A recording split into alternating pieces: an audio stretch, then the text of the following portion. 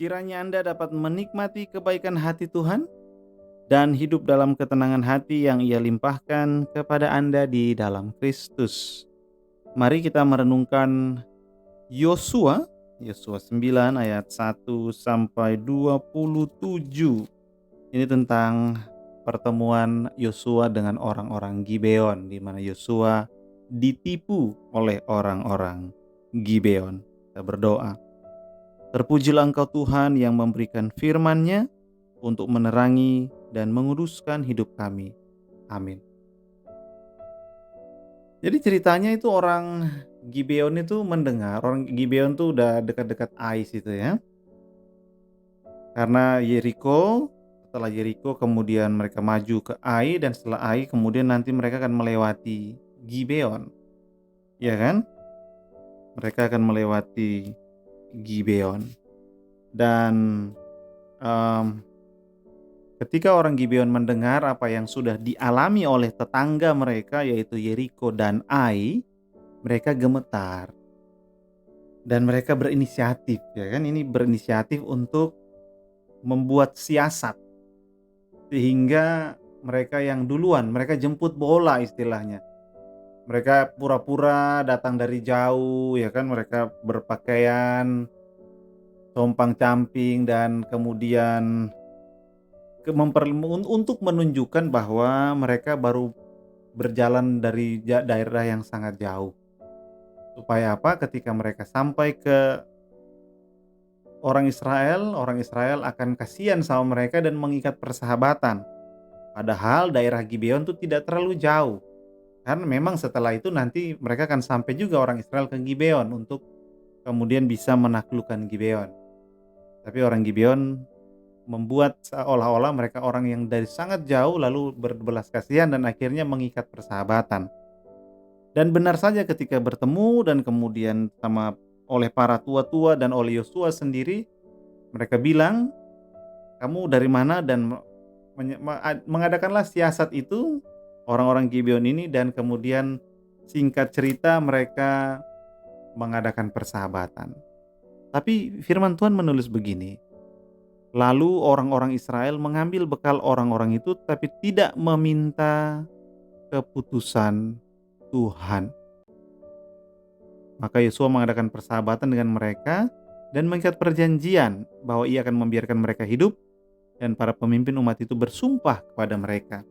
Jadi orang Gibeon akhirnya aman. Kenapa? Karena baik Yosua maupun para pemimpin berjanji, bahkan bersumpah, kita akan membiarkan kamu hidup.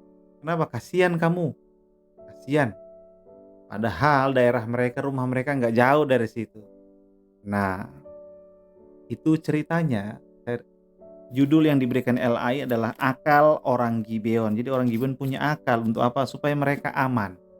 Akhirnya ketahuan dan yang terjadi akhirnya Yosua membuat mereka menjadi budak. Budak orang Israel ya. Dikatakan di Yosua sini mereka jadi tukang angkat-angkat air, belah kayu ya kan, untuk segenap umat. Itu yang mereka lakukan, karena terus mereka tidak bisa dibunuh karena sudah bersumpah.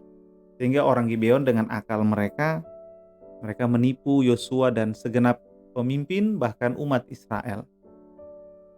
Nah, ini menjadi pelajaran bagi kita untuk kita ini, meskipun katakanlah kayak Yosua itu sudah baru saja menyelesaikan pertempuran yang sangat hebat di Yeriko, membereskan dosa Akan, dan mereka juga menaklukkan kota Ai.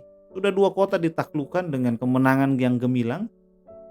Tetapi ketika tidak meminta keputusan Tuhan, maka sehebat Jenderal Yosua pun dan para tua-tuanya pun bisa ditipu.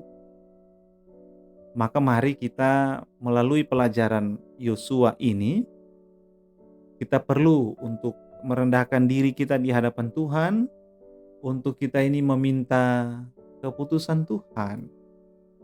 Karena sehebat-hebatnya manusia, dia bisa ditipu oleh sesamanya. Sepintar-pintarnya kita, betapapun kita bilang saya ini sudah pengalaman. Nah, Yosua juga sudah pengalaman. Para tua-tua juga sudah pengalaman. Yosua bahkan berjalan di padang gurun 40 tahun. kemudian dia jadi pengintainya Musa, bahkan dia menggantikan Musa, dan Tuhan sendiri yang bilang, para pemimpin Israel bilang, umat Israel bilang, "Kami mendukung engkau, aku menyertai engkau seperti aku menyertai Musa," kata Tuhan. Jadi Yosua ini bukan orang yang sembarangan, pengalamannya banyak, kualitas dirinya baik, tetapi pada waktu itu Yosua dan para pemimpin Israel tidak meminta keputusan Tuhan. Mereka tidak bertanya pada Tuhan, mereka tidak berdoa, memohon Tuhan memberikan hikmat. Tuhan tuntun kami, arahkan kami. Tapi mereka langsung memutuskan begitu saja. Walaupun keputusan mereka atas dasar apa? Mereka kasihan. Mereka kasihan. Ternyata perasaan kasihan itu tidak lantas langsung kita bisa memutuskan begitu saja ya. Karena kita perlu untuk meminta keputusan Tuhan. Demikian mari Anda dan saya, kita setiap waktu boleh datang pada Tuhan dan memohon agar Tuhan ini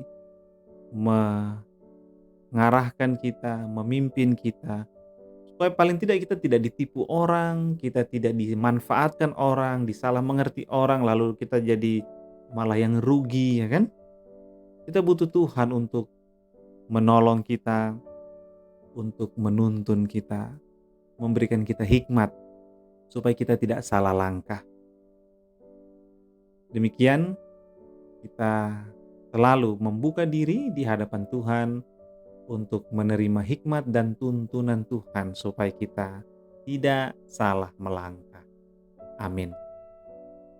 Kiranya Tuhan menolong kami agar kami selalu memohon hikmat Tuhan, tuntunan Tuhan, keputusan Tuhan dalam kehidupan kami, sehingga kami tidak salah melangkah. Amin. Kiranya sejahtera dari Allah Bapa kita dan kasih karunia darinya menyertai Anda dan orang-orang yang Anda kasihi.